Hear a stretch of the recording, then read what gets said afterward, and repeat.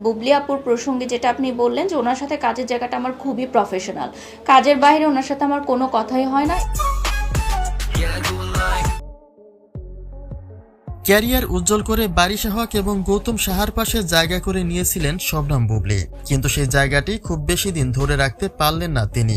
আবারও আগের অবস্থানে ছিটকে গিয়েছেন বুবলি।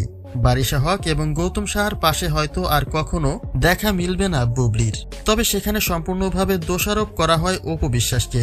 অপু বিশ্বাসের চক্রান্তে আবারও বুবলি তার স্থান হারিয়েছেন কিনা, সেই প্রশ্নটাই এবার জোরালো হয়েছে সকলের মনে। একটা সময় অপু বিশ্বাস গর্ব করে বলতেন গৌতম সাহা তার আপন ভাইয়ের মতো, কিন্তু স্বার্থ যে কখনো সম্পর্ক মানে না সেই প্রমাণ দিয়েছেন গৌতম সাহা নিজেই। বিগত 2 মাসেই প্রায় প্রতিদিন বুবলিকে নিয়ে কর্মে যুক্ত হয়েছেন তারা, কিন্তু হঠাৎ করেই মনোভাবের পরিবর্তন দেখা যায় বারিশা হক এবং গৌতম সাহার মধ্যে।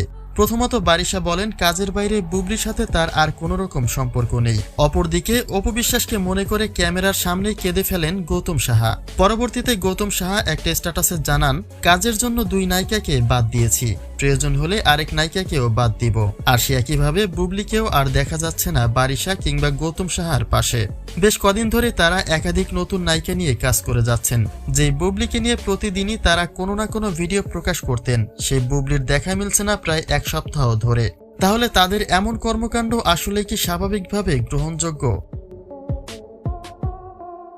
তবে এখানেও অনেকের ভাষ্যমতে অপু বিশ্বাসের নামটি জড়িয়েই যায়।